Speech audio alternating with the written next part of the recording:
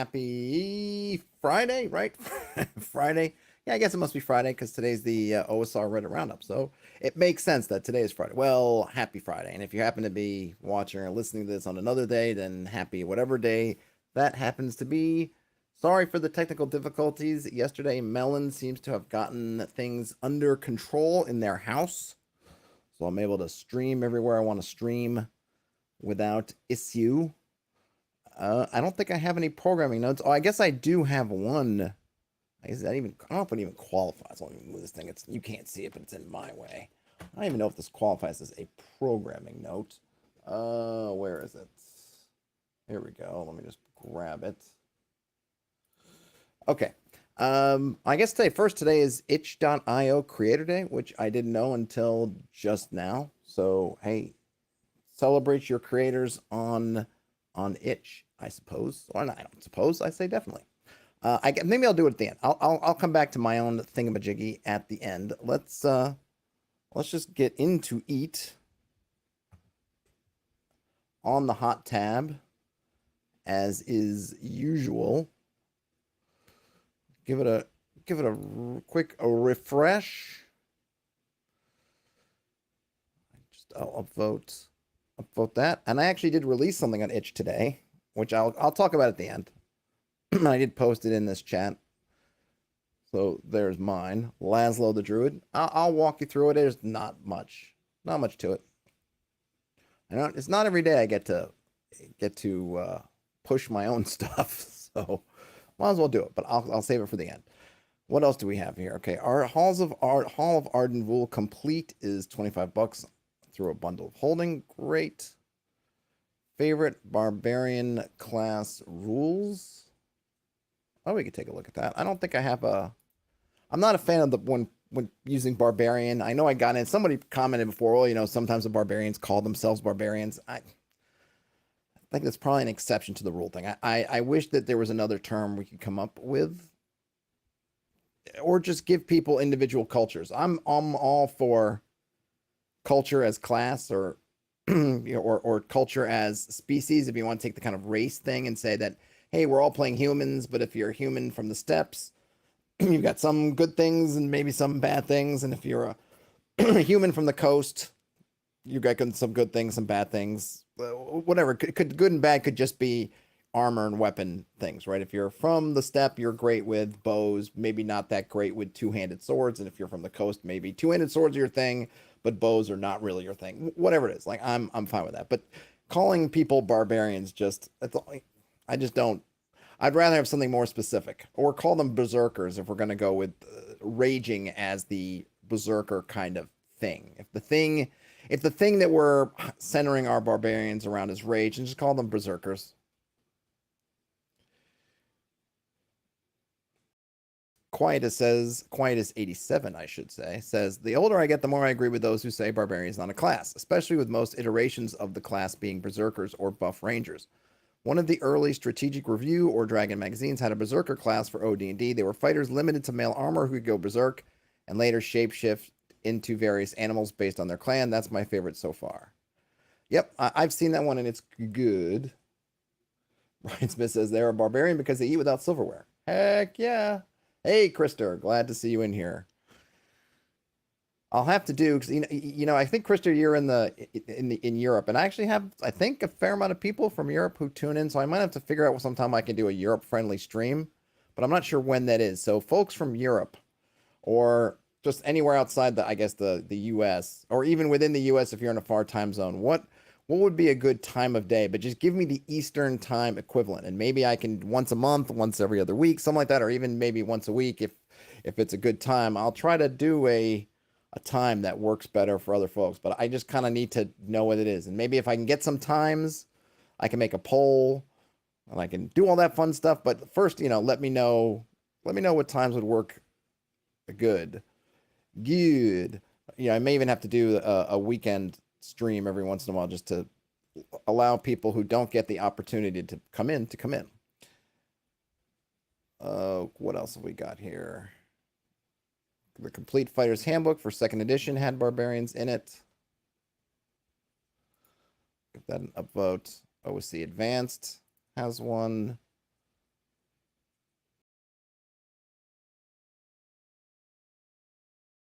So let's see. The False Idol's got a long response. Let's see what they've got. Sweden. Okay, 7 p.m. Swedish Standard Time. Does does Sweden do daylight savings? Does Sweden, do you change time zones at all during the year, Krister, or is it basically one time for the whole year? Which I think the US is switching to. I think we're getting rid of falling back. I think. The False Idol says, so the concept of the Barbarian is very evocative. It's got a clear role and role-playing tone. It's really a lot of fun. I'm not sure I would say it's got a clear role. I don't know what the role of a Barbarian is, unless that role is simply just offense. Combat, offense. So I don't know that I agree with them there, but let's continue on. Every class/type I've seen does 90% of the Barbarian in somewhat arbitrary maths and trade-offs. First, in most games, the unarmored thing is kind of a wash. Usually they have plenty of hit points to compensate and can wade into the fray as well as any fighter. That said, it is flavorful. Having tons of hit points is kind of more fun than a high armor class. More active resource management, and it's fun to just eat damage. Still, though, the point is that the designers just moved some math around. Second, Barbarian Rage, more Calvin ball with the math. Sometimes they do more damage and get some hit points or whatever, but that was always accounted for. They are designed with these spikes in hit points and damage, and again, are basically just fighters with the math moved around. That said, again, it's more active and therefore more rewarding. Fighters are baseline a little bit better on paper, where Barbarians have these extra resources to manage, rages per day, when they need hit points, when they need the DPS. Third, any other flavor stuff that is mostly just quality of life, I guess they mean, for whatever they need in whatever system they are in to be baseline. We can, again, basically ignore all this as it is system/edition dependent. My point, though, is that they are basically just better designed fighters. The flavor is stronger, and the math, while functionally equivalent, is active and better rewards player mastery. If I were to convert Barbarians to OSR, I would start with a fighter because I think I've made my case that they are just fighters with more intelligent design choices. I would go fur/hide/scale armor, only of things you killed and skinned yourself. This should hopefully be somewhat self-policing. Low levels, they can get interesting furs. Mid-level, hides of magical creatures like dire elephants or whatever, and high-level dragons and what have you. First, they have one step up on hit dice from a fighter. Our Barbarian wears armor, but only made of what has been acquired in battle at the table, and nothing the Barbarian can't make themselves. Second, weapons I'm torn on. I think it's fun to keep the Barbarian locked out of civilized weapons, quote-unquote, but not if that comes at the expense of fun. I guess it would depend on the system. If your hit dice is your damage dice, for example, then it doesn't matter. If the game expects some amount of optimization, it's worth remembering they are functionally fighters and shouldn't have their weapon choice gimped for no real reason. Third, rages, I'm cool with level times per day. That seems pretty standard. Since I gave the Barbarian access to some armor, I'm not going to give them more hit points. I know I said I prefer giving hit points, but in an OSR style game, I feel it might just be too much. Instead, they get a shield, so +1 armor class, and they can splinter it. This still gives them something to manage, because if they don't splinter the shield, it is wasted, and if they do it too early, it's also somewhat wasted. Fourth, I feel in the OSR model, they don't really need more attacks, but I'd be willing to give them +1 attack with the same restrictions as fighters. Parenthetically, in Black Hack, that's D6s. In BX, that's 1 attack per level on 1 HD creatures or below. But they have to use their full amount if able. If you just want to import something, I don't have my books in front of me, but Planar Compass for Old School Essentials has a solid races class for what are essentially space orcs that I think are totally serviceable Barbarian type. So I don't really agree with some of what the False Idol was saying. I think if you're going to, I think to say, hey, their weapon choice is given for no real reason. I think part of it is if we're going down, I think the overall issue is that we're still not really defining what a Barbarian is. And granted, we could say, well, we're not really defining what anything are in a way. I think that's like, as a fighter, you're defining yourself sort of by how you tend to equip yourselves. But I think you can look and say, okay, we're your heavy, or at least potentially heavy infantry type, or heavy mounted or infantry. That's sort of where you tend to want to be with your fighter. Of course, you can play them differently. You can play them light armor. You can play them, try to be high mobility. You can do all kinds of other stuff, but you're kind of, from the default, if we're just going to look at it kind of how it is in the book, when you line up all their stuff, you say, okay, can wear the heaviest armor, can use shields, can use every weapon in the book. If you look at the little bit of optimization in OSR tends to be is, okay, we want to get that armor class high or as low, as maximized as possible, and what have you. So you kind of set that. I still think for a barbarian, we're not saying here, well, what exactly is the barbarian? Which is, if I was going to build one, I think I have dabbled with in the past, it's a berserker, which is kind of a specialized type of fighter. I always feel like the fighter should be the optimum for fighting. Nobody should get more than the fighter. You don't get one step up on HD from fighter. Negative, unless you're really giving something up. Now, you might want to say, and this, of course, is my point of view. So if you're going to say, oh, I don't want to gimp their weapon choice, well, to me, part of that is that price. Sure, you're a barbarian or whatever we're going to call you, berserker. And to my mind, berserkers, you're not going to use missile weapons, because as a berserker, you are there, you are going in, you're wading into combat. You're not using that. And two, second, you are an offensive thing. This is your thing. If you're saying, okay, what is the berserker? What does the berserker have on you? Maybe I would give them a +1 to attack, whatever, some kind of reckless attack or some kind of rage, but you're not using shields, because personal safety isn't part of the berserker code. So shields are out. So no splintering, no shields. You're not getting more hit points than a fighter, but maybe you could get some slightly better saves than the fighter. But I always look as the fighter as you are the tops. Everything else, maybe you can get a little blip in one thing, like, okay, maybe I give you more hit to hit, which I think in my berserker variant that I did, and it's somewhere, maybe I never finished it. So I think I gave them an extra plus on attacks, but only melee weapons, and they couldn't even use missile weapons. So they get that little bit more to hit, but only when they're up close and personal. And of course, they can't do any of the kind of maneuvers that you can do. They can't fight defensively. If you're going and you're berserking, you can't fight defensively. And I think you had to make a save versus death just to get out of melee, because basically once you waded in, like, that's your thing. And if you're going to then try to essentially get out of it, then you need to kind of pull yourself. It's a forcefully pull yourself out of it, right? Out of that berserker rage that's got you seeing red. I do think that, sure, they're more flavorful than your fighter, but I would say, instead of making barbarians like better fighters, because all this stuff seems to just say, like, well, why would I ever prefer to be a fighter than a barbarian? Like, just take the barbarian all the time. As I would say, make your fighters more flavorful. Give them some things. I think there already are some that are in there, and I know that I extended them for one of my games. Things like the kind of maneuvers you could do, fighters could do them better than everybody else. So I think I had one of those power attack type things. Okay, a fighter can basically take as much off of their attack, and that whole, I'm going to give up armor class for attacking. But I think what I had is like different levels. Like anybody could do it, but a fighter, you had much more flexibility. So let's say the cleric does it. They'd have to give up 4 in armor class for +2 fighting. I think I may have had fighters be able to do 1 for 1. They could just take off 2 for 2. Like, I would give them some things that they could do these things better. And I would encourage folks, instead of going down the path that I think happens with a lot of supplements, is you end up with a core box that says fighter, fighter, cleric, thief, magic user, let's say. And then when you make supplements, you meant making classes. I mean, this is the whole thing that happened in 2nd edition, kind of in 3rd edition for sure, is that and maybe even 5th edition is happening too, where as they're going along, you go from that core book, then you get to supplement 12, and the subclasses or the options in there are way better than the ones in the core. And to avoid that, or I want to avoid that at all costs.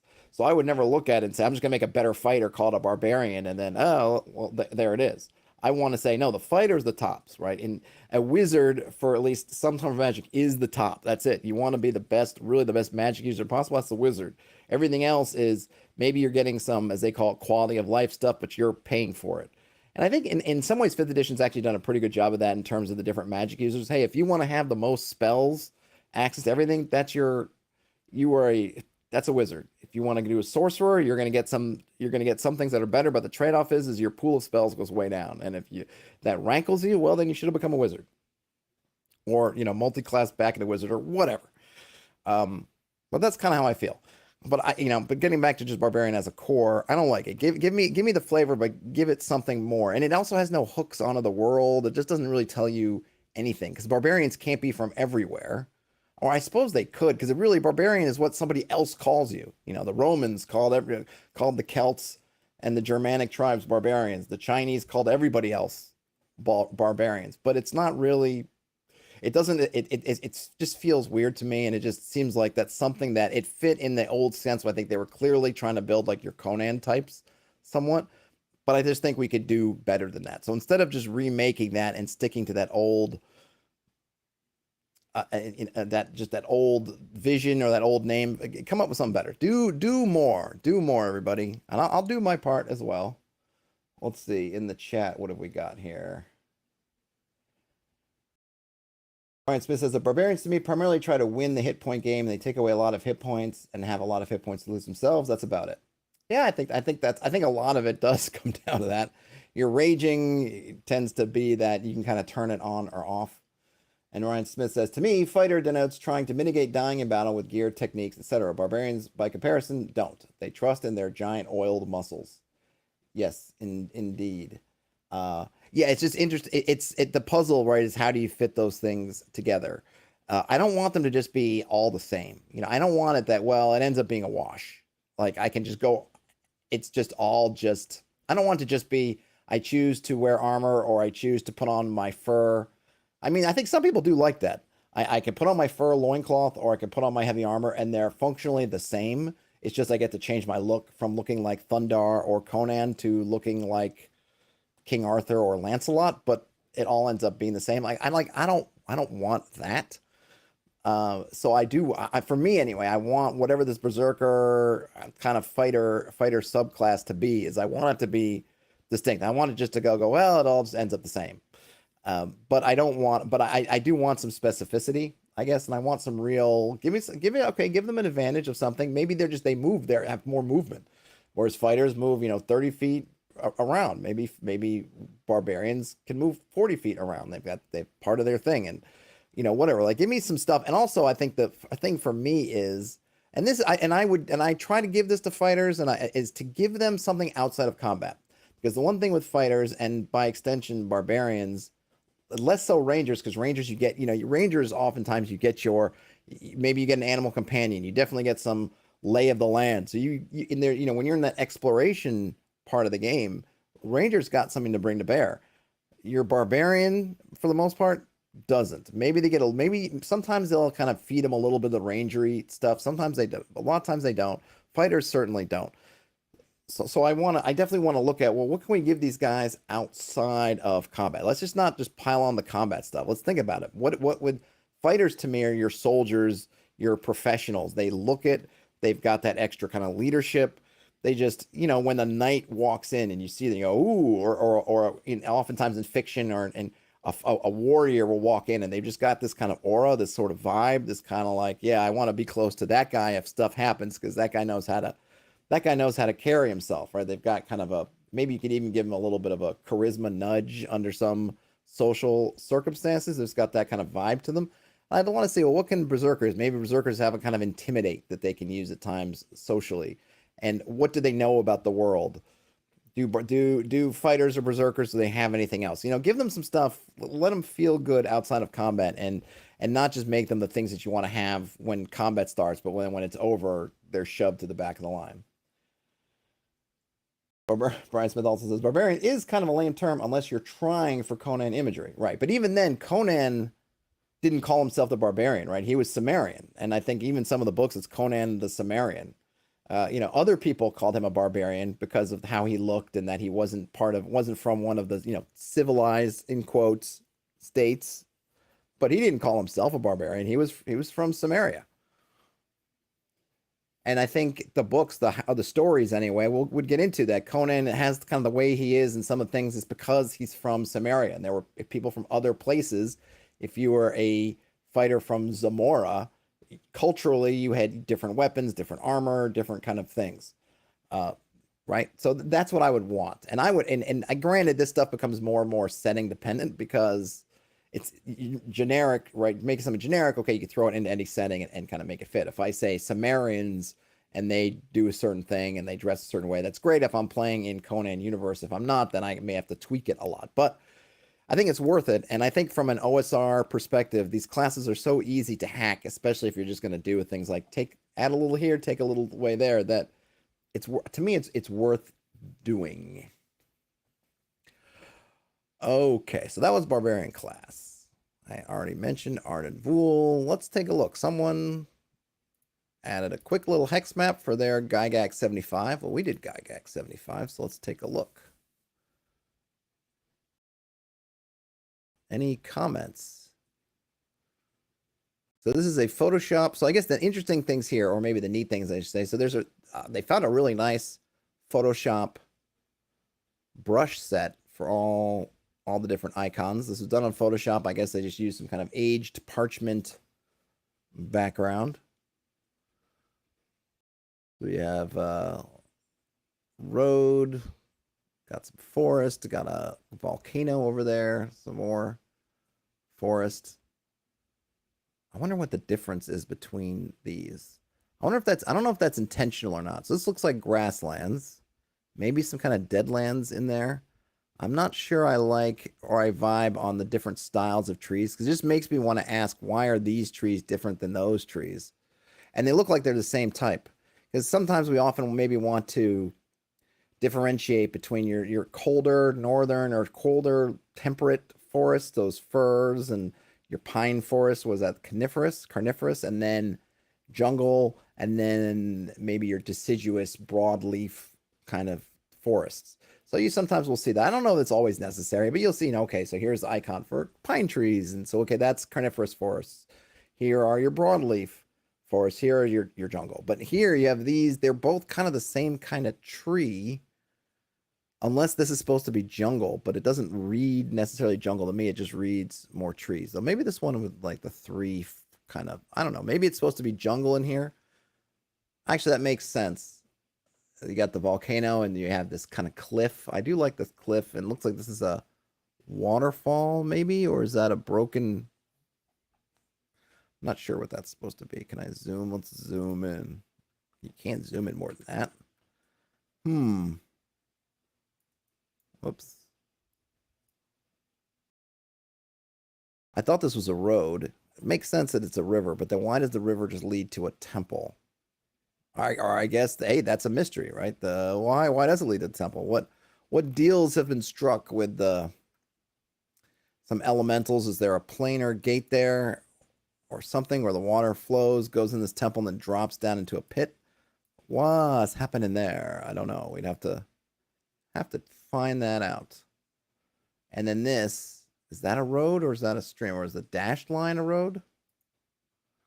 Unknown. But yeah, I don't know. It's kind of different stylistically too. But hey, that's just me. But it's cool. That's cool. Okay, so they shelled out for, let's go check out. They used map effects. I'll go to this other one too, because I've used some of their stuff. Nothing that I've actually released into the world.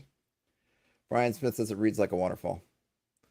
The other one is a symbol for an arcane water treatment plant. Yeah, it could be.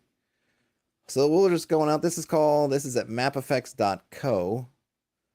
Bring your maps to life. Ready to begin your quest to create a fantasy map for your story? Visit the Learning Archives link below for tutorials, tips, and guides to equip you on your map making journey. So we've got that. We've got a fantasy map maker, fantasy map builder for $34, a city map builder also for $34. And then, oh, there's a Procreate Essentials, and that's cool. So Procreate is for, as you can see here, iPad.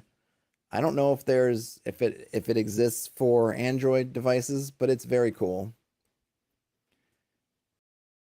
And oh, look at that. You get all kinds of brushes made from real world sources, plenty of variety. What others have to say. Do we have some examples? All right, so you can tag it just to see. Oh, this is going to Instagram. Arcane Atlas. Work in progress. I don't think that's using their brushes. All right, let's go back. We have to go back. Okay, so let's see. What have we got? They got some freebies. You gotta give them your email for some freebies, but I think that's fair.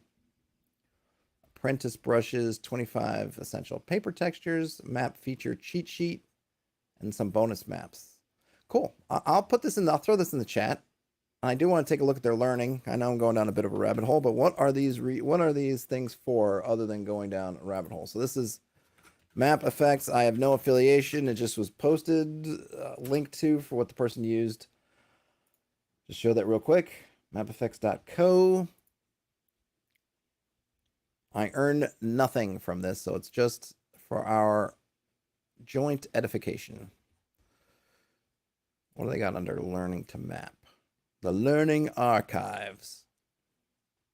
Oh, this is cool. I'm down with these. How to draw a castle icon, how to draw a jungle, how to draw a whirlpool, how to draw a kraken. And then there's more. Got some things for creating a river on your city maps, river sins to avoid on your maps, struggling with forest placements, and how to use the border brush. Okay. And they have a blog. Well, let's take a look at one of these. How to draw your castle icon. Let's see how this is. Make some rough cylinders, connect them with a wall, put some other thing behind it, give it some colors, add some little suggestions of grass. And you could add a few more, add some highlighting if you want. So notice here it's flat. Here they've used some, like a white pencil or pen, and then, or if you're on something like Procreate or Photoshop, you could use gradients for some of that. Just adds a little bit of, gives you that depth. There's a little bit of shadow there too. There we go. So first, sketch a reference. 2, draw the towers. 3, connect with a wall. 4, draw the tower rooftops. Allow the roof to overhang a bit.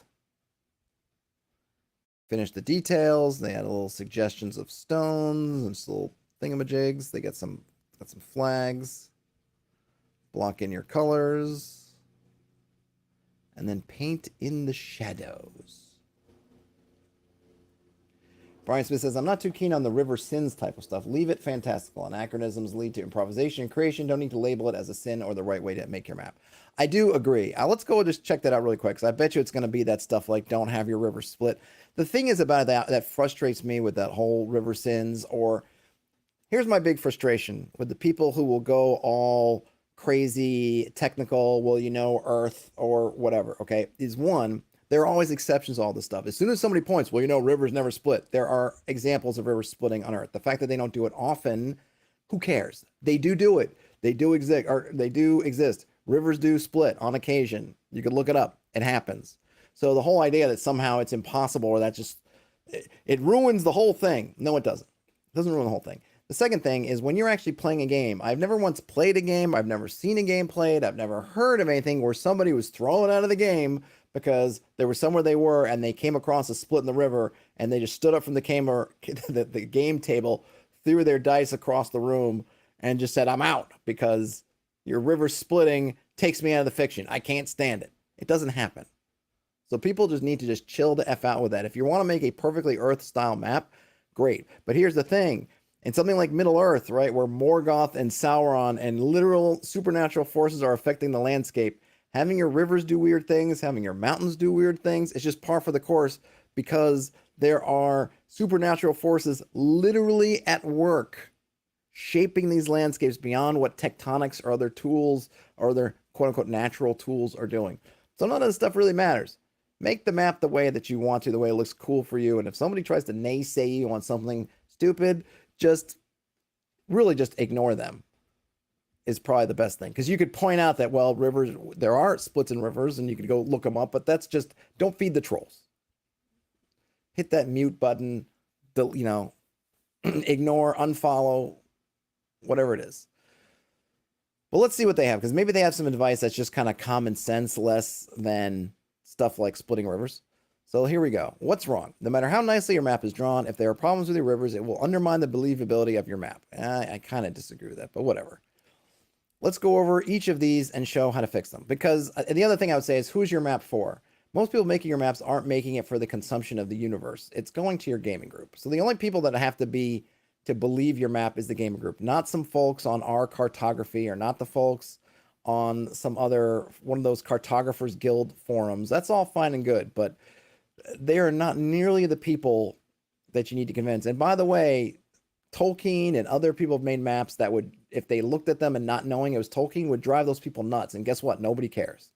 Nobody's thrown Lord of the Rings in the trash because there's basically, the Mordor is surrounded with like a little sea of letter C of mountains. Nobody cares. Nobody cares. Here you go. Rivers don't split, but they do join together. Caveat, except in those times that they do actually split. Rivers don't flow from coastline to coastline.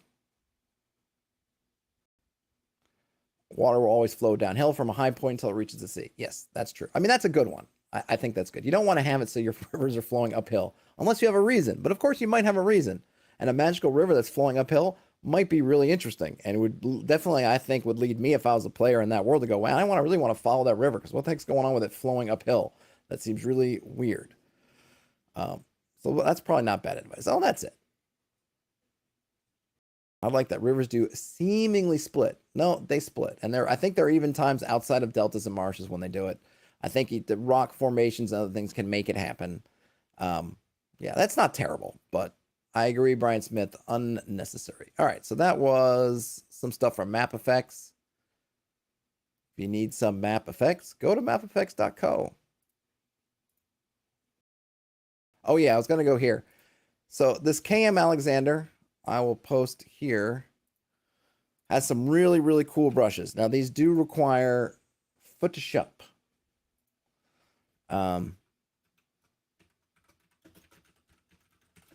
They do require Photoshop. I don't know if they'll work in GIMP or they might work in something like Procreate, because Procreate, I think I know they, in one of the updates to Procreate a while back now, they changed their formatting, or they changed however they're doing their brushes to make them basically Photoshop compatible. So they were using the same Photoshop formula for brushes. So you could make one set and it could there would be cross compatibility, which is very cool. And this is old cappuccino for the working man. Left over from earlier this morning. So I don't know if you could give them something like Procreate. I don't know other than that where they would work, but these are really cool. They are historical. He's pulled them from different maps. I've downloaded a bunch of these and messed with them. Really cool stuff. So you get really idiosyncratic because each of these symbols really follows, it's this particular cartographer, the way they did different features. So you get really neat stuff. I'm sure you could mix and match them if you want, but I think it's kind of neat to pick a style. And it's broken down to all of these, and some of them are somewhat specialized, so they cover different areas, so you don't get the whole world. So for example, some of these pulled from, say, someone doing maps of Germany, so you're not getting jungle features. There's another one, I think, somewhere in here where the map they're pulling it from was a map of the Caribbean, so you get lots of kind of the Caribbean type geography. You don't get other things. That's just kind of you're just going to kind of have to either mix and match some of those to cover areas, or don't use it for maybe your world map. But these are more for your sort of regional maps anyway, not for a whole atlas. So you'd have to kind of do that. But look at this, 30 for settlements. I always love their settlement ones: peak structures, arched structures, square structures, forts, unique settlements, mountains and mountain pairs, swamps, forest, trees, all kinds of stuff. Some cartouches, and then he posts, let's say, I think this is just an example that he did. And you can see these kind of really cool maps you can make with them. These are great for your player maps, your treasure maps. I wouldn't want to use this as my GM map, because I'd want maybe a little bit more specificity to things. But in terms of, if this was a map, if I wanted to hand out a map that the party had gotten from a cartographer or something in the world, then I would totally use one of these sets of maps to do that.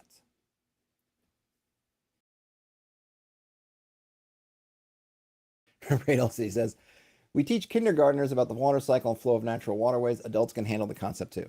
It's not that adults can't handle it, Radel C, or that they shouldn't. It's just that it's not the big deal that I think people put it to be, because nobody really cares. And I think the fact is that whereas kindergartners and adults for Earth, we're trying to teach them how things work on Earth, we're not playing games on Earth. We're playing games in weird, fantastical places in which anything can happen. Magic, literally gods, demons, and spirits are at work. So this stuff doesn't even necessarily apply in the way it does in our world. Radel CL says, I love these old style maps. We need more beautiful artistic maps. Yep, absolutely. So yeah, come to kmalexander.com. He's got a bunch of these sets. They are awesome. But you do need to have Photoshop, something similar. I don't know if there's a way. I don't know if there's a way to do it without it.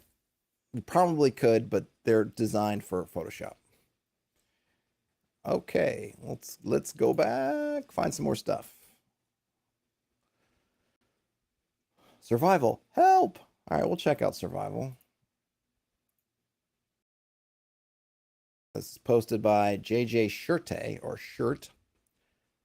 Survival. Hey folks, can anyone recommend any OSR or any tabletop role-playing game? Really, games that focus on survival. I'm looking for weather systems, hunger /thirst / sleep mechanics, rules for hunting, scavenging, farming, inventory, stockpile, management, and travel.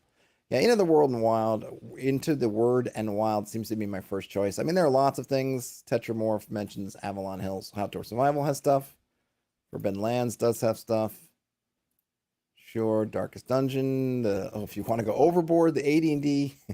I should look at this one time in the stream. It's a wonderful. The AD&D First Edition Wilderness Survival Guide is wonderful, but it's so, man. I don't know who needs that much crunch. So much crunch. I really wish it's one of those things that here's this thing and here's how we kind of can distill it down. I suppose that's what products like Into the Word and Wild are doing, is distilling it down, focusing on different elements. But it is a great thing just to have. But man, it is deep. Brian Smith says that the River Sins type thing is totally overblown, but I think kind of a result of somebody trying to make content out of something cartography related when really it's not needed. I mean, I think they are trying to help people, I would say, because if you go and you post your maps to places like map focused subreddits or the Cartographers Guild, you are going to get those comments. Oh, this is great, but the rivers. I mean, when I did my stream, one of my first streams, and I was just drawing out a map, I literally put it in there on purpose, and I got comments like, oh, this is great, but then you split the river. I'm like, you know what? I split the river, and I did it on purpose, and I'll do it again. So I think that it is something people will run into, and I think there are people who really want, people post stuff, and they want to get those upvotes, and they want people to say nice things. They want to look, and so I get it, right? And I think for them, maybe that'll be useful. Maybe someone who missed Raid LC's kindergartner level class on water tables and river flowing wants to see that.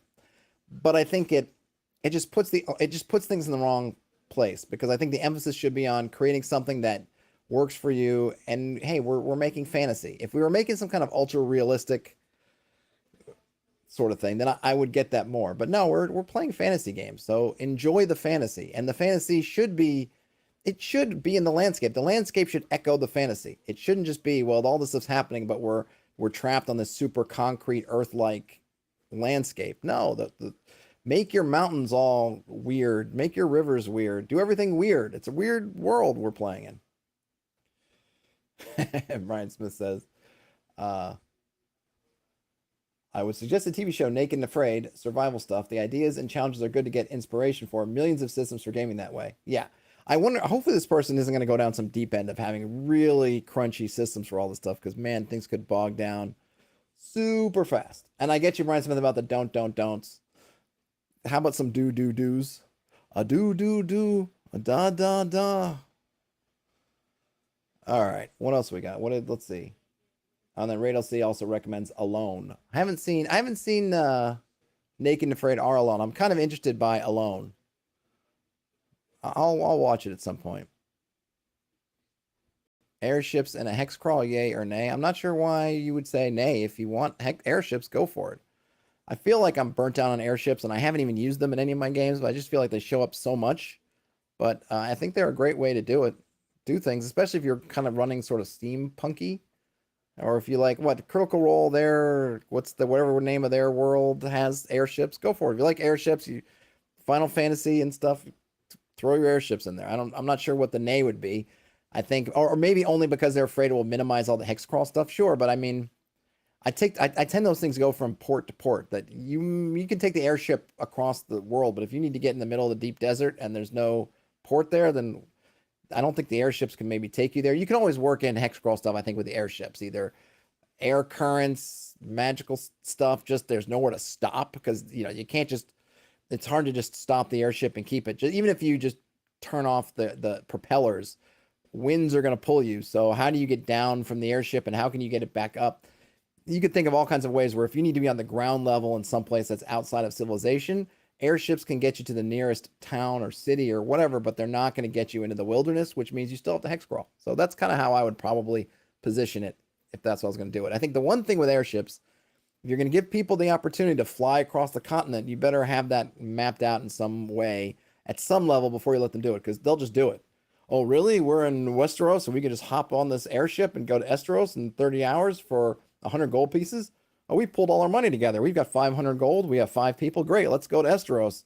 And then, you're looking down at your notes. You're like, great, I hadn't really fleshed out Esteros at all, and all my stuff was for Westeros. Well, better get cracking.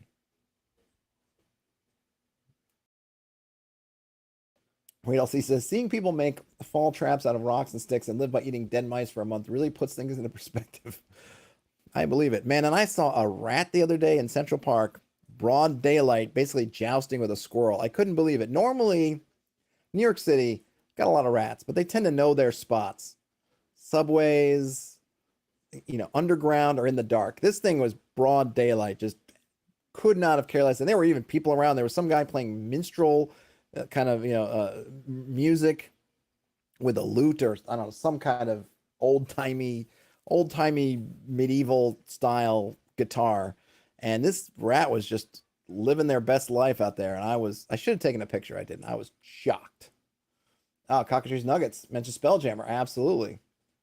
Brad Smith says, maybe I wandered into the vermin training grounds. Maybe. I mean, maybe that was the Pied Piper playing and the rat just couldn't not show up and dance. Maybe. All those things are possible. I mean, there was another guy out on the street who was walking around, or actually was rollerblading with a rat on their shoulder, who they dyed the rat's fur, I think, purple.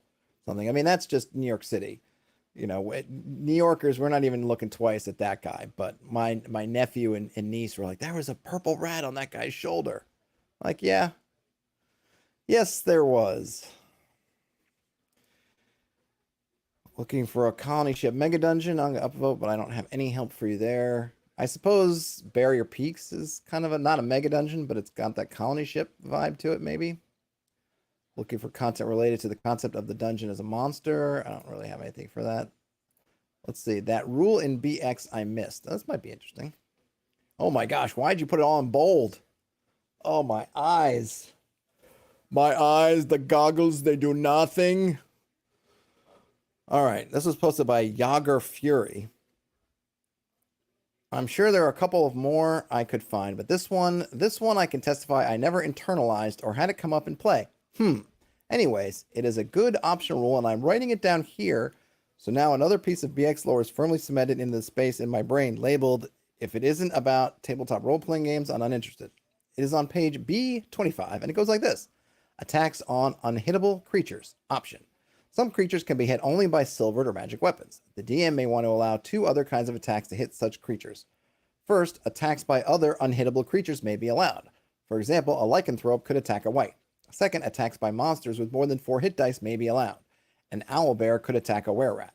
Seems reasonable to me. I like it. I also like being reminded that the clarity of Tom's language usage in writing the basic rules. Many rules can be written with some running of the mouth by an author. Tom Moldvay commits none of these sins. I still use this book as a style guide when considering the words I am using when writing rules. Trino says, BX Pokemon. Brian Smith says, every single word is of utmost importance. Yep. Ian says, what about characters with more than 4 HD? Ian, I would give fighters with more 4 HD. I would totally extend that to, if you're a fighter of more than 4 HD or a creature of more 4 HD, when you enter that hero realm, if you recall in OD&D, and I think it's the level title for a level 4 fighters, you basically become a hero. I think if you cross over that threshold into hero, I would give it to you, but I would give it just for fighters. That would be a nice thing, that basically any weapon you use is considered magical for the purposes of hitting unhittable things. Totally would do that. And this is, I've switched now to watered down iced tea for the working man. Radel says, lycanthrope, I choose you. Pikachu, I choose you. I never got into that. Pikachu Detective is the most Pokemon stuff I've ever watched. I really like that, but it didn't make me want to get more into Pokemon, though I did enjoy the movie. What else do we got? What else do we got here? Did that. Here's another question. This was posted by memeslut_420. How do you run the overland / hex map of your Gygax 75 games? Been in the process of doing the Gygax 75 challenge. However, I'm not used to 1 mile hexes, and I'm also fairly new to OSR stuff in general. How do you guys run these games? Does every 1 mile hex ultimately get keyed with an encounter? Do you let your players choose their travel routes hex by hex? Do you seed modules across the world? I'm planning on placing a few of my favorite dungeons and modules, Emerald Enchanter stuff from Dungeon Crawl Classics, in the world for a very loose story thread. The players want to follow it, but maybe that's the wrong way to go about it. I'd love a play-by-play of how overworld stuff works in OSR games, but I haven't been able to find one. Oh my gosh. It's a banner day. First comment. 9 points. Look at that. And upvoted to boot. We'll take another upvoted Happy Myconid. Hey, check me out on YouTube. I got a whole series of running. I couldn't have said it better myself, Happy Myconid. This was a setup. It was definitely a setup. I didn't set it up, but that is definitely a setup. I agree. I won't comment on it here. I'll comment on it later. I think also, just in general, if you found the Gygax 75 challenge and you're doing it, you don't have to do anything differently. If you've been running other hex crawls or you've read stuff on hex crawls, nothing really changes for the hex crawl and the Gygax 75 challenge. And the only thing that might change is if you've been doing I'm going to do 1 encounter per hex per day like I do. I would not do that for 1 mile hex because I'm doing it for 6 mile hexes. So I would do something like 1 encounter per day for every 6 hexes. So I would even maybe draw in some larger hexes that are 6 across and say, okay, this is in terms of encounters, I'm going to do it for only so many hexes. Or I might just do it 1 day of travel and just take away the hex part of it. In terms of your keying encounters or keying locations, Raid LC says, yeah, 1 mile hex is tough. It is tough in that because you're getting a lot of it. So you could also I always think, do the thing that's going to work for you. Maybe I would, again, I would probably just take my map and create a larger 6 mile hex and inside put the 1 mile hexes. And then for the 6 mile hexes, I would have a feature. And then the 1 mile hexes would just have terrain. And it's kind of cool at that point because you can be a little bit more granular with changes in terrain, or if you want to get more in there, but then you still have your overall kind of 6 mile hex thing. And then just place the keyed thing wherever inside that grouping of 6 1 mile hexes or however many hexes, whatever. In a 6 mile hex, it would be, I don't know, 6 across, whatever it is. And that grouping of hexes that becomes your 6 mile hex. And one of those 1 mile hexes, you can just place stuff and you can just be more specific about where they are within those 6 miles.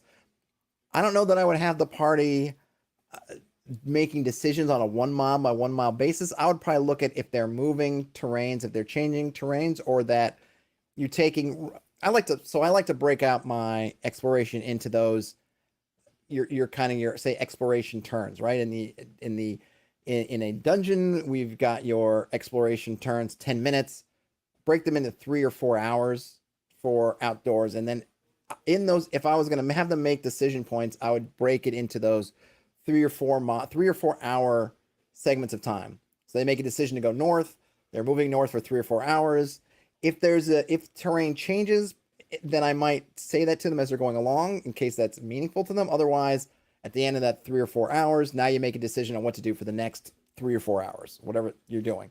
And that's kind of how I would do it for that part. Everything else pretty much stays the same. And you can, of course, fill up all your 1 mile hexes with stuff over time. That's something you can just do as things come up. As you're rolling encounters, as you're rolling through the woods, you can fill stuff in. As they're rolling through the world, I should say. It could be the woods, not just the woods. Rolling through the world, you can kind of fill in as you go. But I agree, it can feel a bit much if you've got 60 hexes there on your 30 by whatever map. You end up with 60 some odd hexes and you're thinking, oh gosh, I got to fill in all of them. Just sprinkle around and then just as you're playing, fill in. That would be how I would do it. RaidLC says, nice thing in Worldographer, you can have the program drill down to 1 mile if you need it, but build at 5 or 6 miles. Yep. Yeah, you just got to, the thing is, I only find with RaidLC, yes, just be aware that as it interpolates those drilled down levels, you get some kind of oddities. I don't always like the way it it expands out your terrain. So just be ready to go in and fix stuff. I mean, if it comes up, if you like those oddities or if they don't seem odd to you, then don't need to fix it. I find I need to tweak stuff. Brian Smith says, their question would be, are there meaningful choices to be made every 1 mile to justify that level of granularity?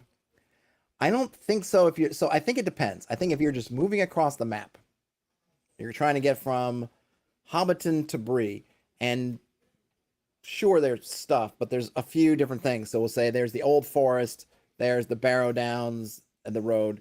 I think those are kind of I look at those as sort of your 6 mile areas. So maybe in terms of the sizing, you're down. Maybe it is down to 1 mile. I don't know. I haven't looked at the Middle Earth map, but I tend to think if you're just moving from A to B for a few days travel, I think your 6 mile hexes are enough. I don't think you need 1 mile hex granularity. However, I think when you're in the area, so for example, you're traveling across and you're looking at your map and you say, we need to define the Valley of the Kings. And then you come across a rise and you see clearly this thing that is the Valley of the Kings. Now you go, great, but we still need to find out where in this valley is this stuff. And this valley is 20 miles roughly is 20 square miles. Great. At that point, when we know we're kind of here and now we're going from travel to true exploration, like now we're going to be bushwhacking to find trails down in there, and we're going to be trying to find the entrance to the dungeon that we know is somewhere down there, then I think that 1 mile granularity makes more sense. But that's what I would use it for. 1 mile for when you've kind of at your location and you're doing exploration and those sort of elements, and then 6 or even more, it could be, if I was going across open ocean, I wouldn't use 6 mile hexes. I would use 36 mile hexes, something big like that, because there's just open ocean. There's just what are you going to find? It's you're sailing for weeks just to get anywhere. So that's probably how I would position those. Yeah, Brian says it's like once you zoomed in 1 mile, you're in hexes, you're no longer traveling, you're exploring. Yep, that's pretty much how I do it.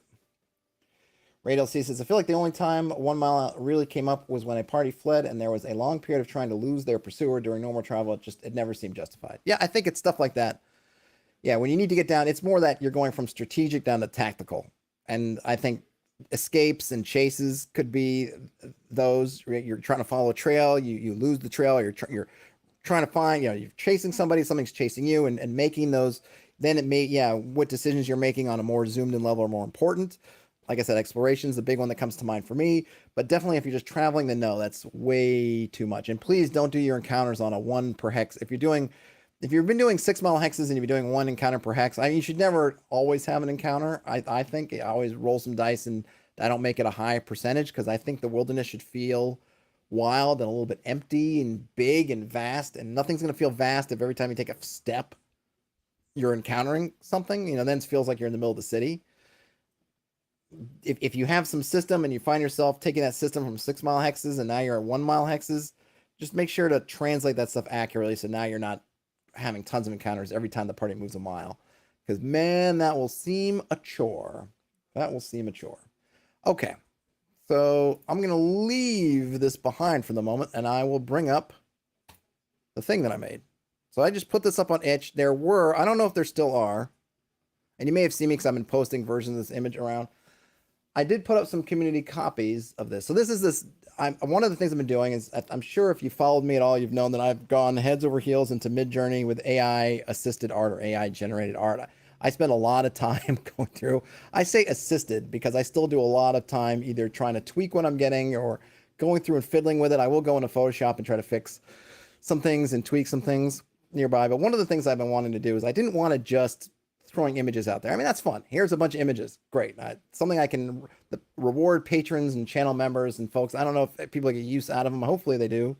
Please let me know if I've been posting images and nobody wants them. But I didn't want it to just be images. So I started last week or the week before, I put out a freebie where I took an image I came out with and I wrote a monster around it. I think that's called a Horde Eater. You can find it. I think I posted it. I posted it in a bunch of different places. If you go to my itch page, I think you can get it. This is the second one, and this one I was I think I started off with I found in Midjourney that if you take celebrities and you put them in there, you get much better kind of interesting faces that don't seem too generic. So I think this one started off with Peter Lorre, who was an old-timey actor, I think Austrian actor. as a druid, and I ended up working around and getting this cool image. I mean, you can see I didn't fix it in this one because I thought it was kind of interesting, so I left it. The Mid-Journey is terrible with hands. They mangle them. You get all kinds of oddities. But in this point, I kind of thought it worked. I almost thought about writing something up about the hands. I thought, no, I'll just leave it, but I'm not gonna try to fix it or scrub it out. I'm gonna leave it be. So this guy's called Laszlo the Druid. He's an NPC. I have him positioned in the woods. I suppose you could take him out of the woods and put him elsewhere. But this concept that I'm working on, it's kind of part of my long overdue zine, which I'm trying to finish up with this concept of having regions and then thinking about kind of these. If you might have lore, in sort of some regions have been settled, right? The organized cultures have come in, they've planted their flags, they have bent the wilderness to their will, and it's no longer wild. It's your towns, your gentle rolling farmlands, your pasture. It's settled, it's controlled. But then you might have areas that are still wild, and yet there's some kind of power that unifies it, that keeps it as something. You think about in the Mirkwood in The Hobbit, right? With the necromancer. The elves kind of controlled part of Mirkwood, and the necromancer controlled part of it. The elves might have had kind of a real settled kind of domain aspect to their part of the forest, but the necromancer didn't, and yet this influence, it was still exerting power and control over some way on that side of the path in Mirkwood. And the spiders, all that stuff was kind of part of that. So I've been working on that, thinking along about that concept of, okay, and I think Princess Mononoke always like that, of having the kind of animals that were they were of course sort of spirits, but they were in animal form. They were also had sort of dominion in a way, but in kind of a wild way, and they're not settling it, but they're kind of preserving it and guarding it in a sense, if you remember those creatures. And I don't remember exactly the lore, and I don't know if is deeper lore about their connection between their particular environments and the creatures, or if they're just spirits. But I like that idea of these kind of places, and then either individuals or creatures or forces that imbue the place with their power, or maybe they take power from the place in this kind of relationship. So I made the forest for this very generic because I wanted you to be able to take it and drop it wherever you wanted to. So I don't go into the forest of blah blah. You could put it in any kind of forest. What I do say about it is it's not a huge forest, and the forest has spirits in it, and the spirits speak through Laszlo. I call it a wild speaker. Laszlo is able to speak to the spirits of the forest, and he lives there and basically tends to the forest and sees itself as the sort of protector, speaker, guardian type of the forest, and that's kind of his main general purpose. And I hear I just give him some base statistics in the snapshot I was sending him earlier. I forgot to give him alignment, so I gave him the alignment of law. He's got some equipment. There's nothing really special in the equipment. I think I gave him a brigandine, and he's got a cudgel, and he knows some spells. He actually, I even though I put in here, because I thought, I wasn't sure when I wrote this, I didn't know exactly what spells I was going to give him. So I was like, okay, attacks plus 2 to hit or by spell, and damage by spell. But I don't think I gave him any offensive spells. Of course, you can change this however you like. I think I gave him Cure Light Wounds, Purify Food and Water, Find Traps, Speak with Animals, Cure Disease, Growth of Animals, Speak with Plants. He's a druid. He's a druid type. And then, Laszlo, he's not leaving the forest. So the idea here is that this would be someone who would be known in that area. If you have a town or whatever near wherever you decide to plunk Laszlo down, the local town would know of him. He doesn't come out very much, and when he comes out only for limited times. But if there's something in that forest, Laszlo's going to know about it. And if Laszlo doesn't know himself, then the spirits will tell Laszlo. So he's an excellent, really excellent resource for that forest. And if you as the GM want to give someone who could be an aid to the players, so let's say, there's some brigands and they ran away into those woods, we need to find them. If these are Laszlo's woods, Laszlo will be able to find out where the brigands are. Or if something is lost and you think it's in those woods, Laszlo could find out. Or you need a path through the woods, Laszlo could help there. Or if there's a hidden dungeon in the woods, Laszlo could find out. And I tried to, it's not supposed to be exhaustive, but I gave, here are all the kind of things that Laszlo can help you with. It's all about the forest and maybe land immediately around the forest, but locations of paths and trails, locations of any structures, if there's any significant creature layers. So if there's a manticore that's been trolling the town and the manticore has been living in the forest, Laszlo's going to know where it is. And then any movements of creatures. So if somebody or something ran through the forest, flew over the forest, whatever, Laszlo's going to be able to point you at least to kind of where they went, where they came in, where they left, that kind of thing. But it's not for free. So I made sure to put in, here are the kind of things that Laszlo may ask in return, which is if a manticore did come in and the manticore doesn't belong in the forest, it's an invasive species, then Laszlo might say, hey, I'll help you. I'll help you with the location of the shrine you're looking for, or whatever, this old graveyard that's overgrown, but you're going to have to drive off that manticore.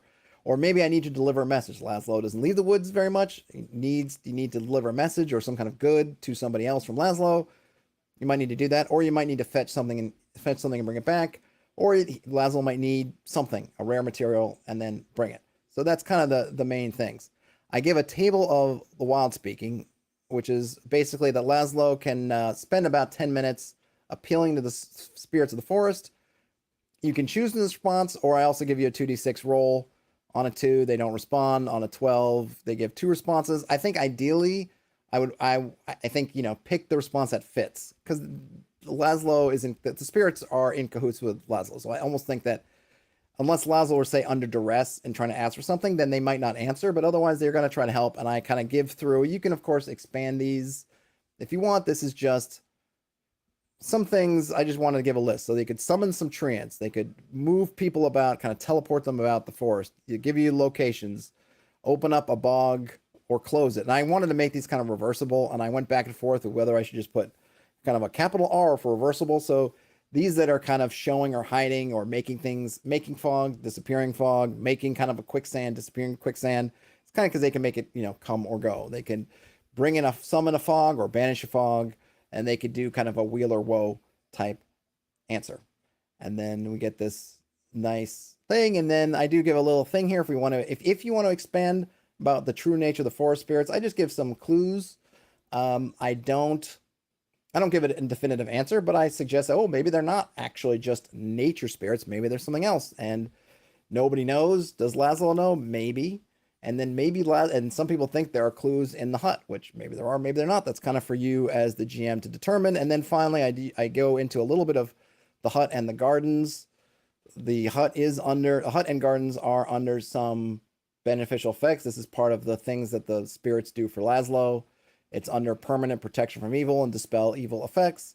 You can use dispel magic to temporarily nullify it, but you can't nullify it for long. And then in a bit about Laszlo's house, and then he does have a little bit of a treasure, if you want to call it that. He got a wand of lightning bolts. He's got a scroll of protection against monsters. And then he has these 3 items down here. I kind of picked. They don't have to mean anything. I just mentioned how there was a rumor that there was something in his hut that might indicate the true nature of the spirits. You can totally take these last 3 and feed into that, or it's just a false rumor or whatever. So it's an uncut emerald that's worth some silver, a fragment of meteoric iron, and 3 kind of large seeds. So you can take those and work that into something if you want to work it into the nature of these spirits, or they could just be stuff that he's collected, or nothing at all. And then that's it. And, that's an open gaming license. This one is OSC. I did tag it with Old School Essentials. And I did that really just so I could use the spells. And I think I mentioned trance, and I just use a few things to that I didn't want to write up. I need to figure out something to do. I don't know if I'm going to just make my own set of stuff that I can just reference or if I'm just going to lean on Old School Essentials, or if I'm going to lean on something else. I'm not sure. But in this case, just to be fast, I didn't want to have to write up a bunch of spells, and their licensing is super easy and open. So it's easy. You just plunk that in there. And I emailed them a copy of this, and that's it. And it's $1. I know you can get tons of stuff for $1. I think this is something, if you think it's cool and you feel like supporting, then hey, it's $1. I do have those. I do have copies, community copies. I think I started with 10. And then once those are done, and I don't know how fast those are going to do. I haven't really posted this anywhere. I haven't posted it to the subreddit yet, OSR subreddit. Maybe I will maybe it won't. And then I think I said that like if people buy some, then that will also unlock more uh more community copies. So if folks want to contribute $1, that allows somebody else to get one for free. So I thought that was a neat way to kind of pay it forward, so to speak. Cockatrice Nugget says, what about not using stats? I suppose it's possible. I mean, I don't give him strength. Notice I didn't give him the strength, int, whiz, any of that stuff. I suppose you could. I want to make it kind of fairly usable out of the box. But yeah, I'm sure there are ways to do it. I mean, the old school essentials, it's so easy to use. It's not onerous. I could. I mean, I probably didn't need to because I've got the OGL in there too, just kind of to be safe. I probably could have gone without it, but I can't remember which spells are part of the... I know I could look it up, which spells are part of the Wizards SRD or not, so I just threw them in there. But yeah, I suppose there's probably a lot of ways to skin that particular cat. This one was easy, and it doesn't cost anything. It doesn't cost anything to do. I really like this. Just apropos of nothing, I do like that, like this drawing, kind of very Gandalf-y look. I mean, if you zoom in, the thing is with this AI art, at least Mid-Journey right now, a lot of times when you zoom into the details is when things start to go really wonky. But that one, at least from a distance, and I really love these nature. It really I mean, this looks like something I pulled out of a museum's, one of their, the Metropolitan Museum. A shout out to the Met in New York City has a big public domain library of images, but this isn't. This is Mid-Journey again, referencing a real place, and then a couple of artist references, and then churning out some cool images. Oh, creature stats. You said use Treant. I did use Treant. Yeah, I could have. I could have done Living Tree and then written it up. I just wanted to be quick. I didn't want to waste a bunch of... If it was something like more substantial, I probably could have wrote it out. Like on that Horde Eaters I did last week, I wrote out their abilities. And I just kind of did it. Something like that, I just wanted to have it quick. But yes, I could have kind of spelled it out. I could have said living trees and then give them living tree stats. Maybe next time I will. I suppose it's more value added. I could say it's an NPC and a creature, but it's just a creature that I think I would feel like I'd want to spend more time on it to make it something, not just reskinning a Treant. Walking Tree Man. Anyhow, that one's mine. That's it. You can go to, I'll throw it in the chat. What is it? It's, itch. Where am I? Not gaming keys. Let's see. My dashboard.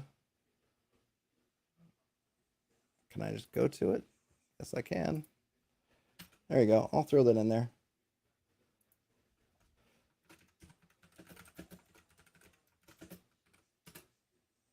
There it is. And I've put it in different spots. You can find it. If it interests you, you can find it. And like I said, there's 9 community copies left. So if a buck, and I'm not trying to be, snarky or anything. Like if you filled out your gaming budget or you just don't have it, grab one. If you feel like, throwing $1 out at it, then throw $1 out at it, and then just allows me to throw more copies out there for the people. Because I want people to have it. But I also feel like, hey, I put in a bunch of hours doing it, so I feel like that's worth something. It's worth. I feel like people should be, rewarded for time and effort. So I put a little bit of time and effort. I mean, it's, that pricing of stuff is horrible because I don't want to put like 10 cents and I'm not going to put like $3, even though if I was going to be accurately pricing out the time I spent, $1 is way below. But at the same time, I just don't feel right because people, you could buy whole rule books for $5. So what am I going to cost? $3 for a couple of pages? But I feel like it's nicely laid out, and I think it's well thought out. I thought about it quite a bit, put it together. So enjoy it. Cockatrice Nugget says, I'm saying just say Treant, and we can use whatever stats we have for that. I've been really curious about leaving out stats in written stuff. Well, it's a gray, stuff like Treant's a gray area because I guess maybe that's part of the SRD. Like sometimes you don't know which stuff is covered and which there isn't. Like if I just said Ent, right, that I think is Tolkien and that's out. Or no, maybe Treant is, Ent is Tolkien And I think they control that. Treant, I think, is Wizards, but maybe it's part of the SRD. I'm not sure. I think I hear what you're saying. I could have just said Tree Man and leave it at that. I think for myself, so this is just a style thing. For myself, if I'm going to put out something for the world, not just for me at the table, but for the world, then I like to give people an idea of, well, what the heck is it? So I wouldn't want to just put out Treant if there were no stats available for it and I wasn't referencing. In this case, I basically am saying, hey, you go to OSE for your Treant stats. I probably should update that and put the page reference or whatever, find it, but go there and find stats for Treant. That's kind of like by me putting old school essentials, I'm kind of saying, if you don't see it here, look in OSE, you'll have it covered. I think you should kind of cover it because in some way, now I don't necessarily mean you have to give everything, but maybe I would say 8 hit dice, this many attack. Like I want to know because it's part of that intentionality. Do I mean treants to be things that are 3 feet tall and are just nuisances? And so the spirits summon 8 of them, up to 8 of them, and it's just kind of, they're like, oh, look, little cute walking bonsai trees. Or do I mean them to be 20-foot tall, massive giants? Kind of want to know. Now, yeah, I could write that up in the fiction. Sure, I could write it up. 1d8 giant-sized walking trees, whatever. But I just think if I'm going to go through and do it, just give people the specificity. But if it's just for my own game, then yeah, I could just say like 8 HD tree giant if I just want to remember, just for myself. I don't know. That's the way I think about it. If I'm going to go through and do it, be specific.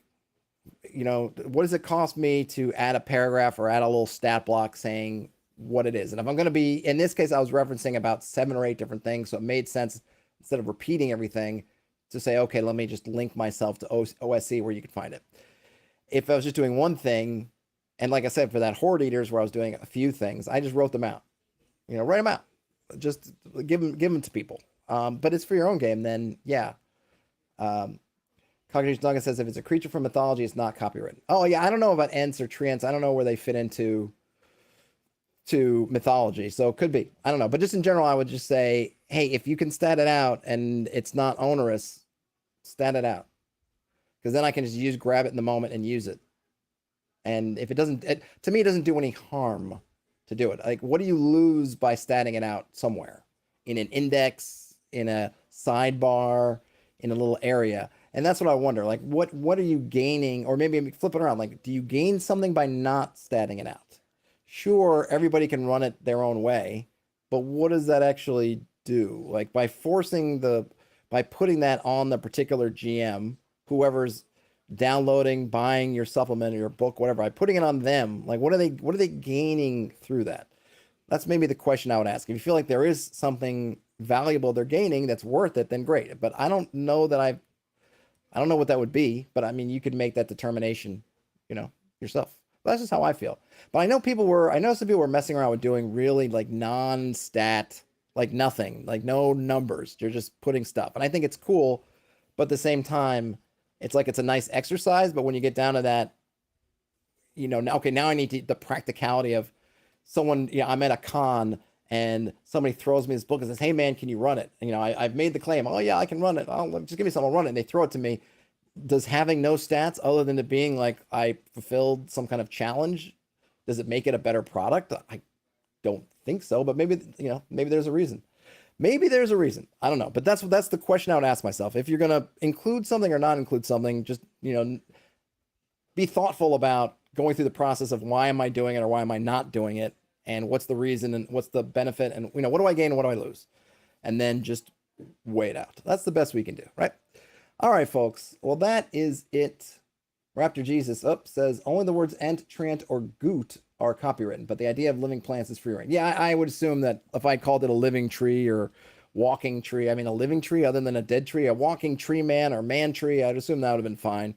I went with treant because it's in the OSE SRD, so I'm presuming that all that's been sorted one way or another. So I just went with that. But, maybe if I was doing, like I said, I was doing a bunch of them, I want to do it. And I thought about if I was going to do, because I kind of feel like, just as a creator thing, as I'm wrapping up here, that at some point, if I'm going to be putting out a bunch of this stuff, instead of always linking out to other people's things, just do it myself. Just put a bunch of this core mechanics that I'm using together. And that way I can just be like, here's all the stuff you need and not have to be doing it, but I don't know if I'll ever get to that point. So we'll see. Let's see. Cocktree Nugget says that's the way I've been writing. If you're running OSC or 5e, you have goblin stats. But if you have to run, but having it to run without a separate monster book has its merits. It does, which is why I think if I was writing a big collection, I would do that. Like this is just an NPC, so you're going to have all the other materials already, presumably. But if I was running an adventure or a module, or if I was, or I'll say I was creating a module or a campaign or something like that, I would put the stats in there because I feel like I agree with you that having everything together is good. For something like this, where it's just a little 1-pager, 2-pager that you're clearly making as an addendum to something else that somebody else has, I don't mind super much. But if I was making this, if I turned that and I had a whole adventure around this NPC, then yeah, I would stat those stuff up. I would stat them up. All right, folks, that's all I got for the day. If you enjoyed watching this, if you give it a thumbs up on your way out, that would be awesome. If you feel like subscribing and you're not subscribed, that would also be awesome. Otherwise, have a great rest of your day, night, whenever you end up watching or listening to this. Have a great weekend if you're watching it on or listening in today on Friday. Other than that, folks, game on, and I'll talk to you later. Bye, everybody.